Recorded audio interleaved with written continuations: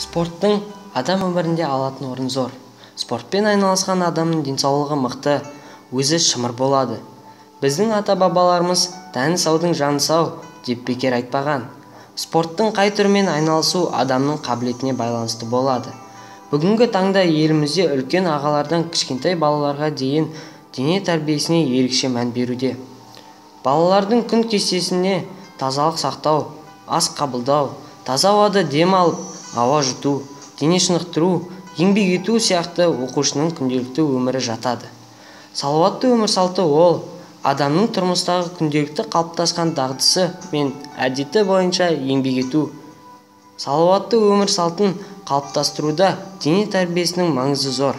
Оның маңызды міндеттерінің бірі оқушылардың салауатты өмірге деген ықылас-жігерін қалыптастыру болып табылады. Оның маңыздылығы жыл сайын артып келеді. Жастарды болашақтың тірегі болатын денсаулығы мықты азамат ретінде қалыптастыру керек. Елбасы қазіргі жастардың болашағына зор сеніммен қарап үміт артады. Яғни дені сау, білімді, білікті, жан-жақты қалыптасқан болашақ жастарды елестетеді.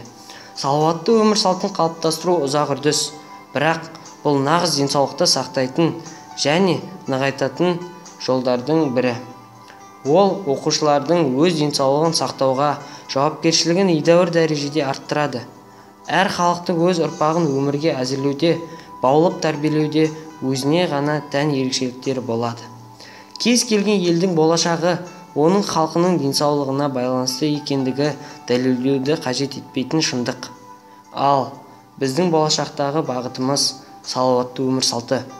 Өсіп келе жатқан ұрпақтың санасына сіңіріп, олардың өз денсаулығына деген жауапкершілікті қалыптастыру баршаның борышы.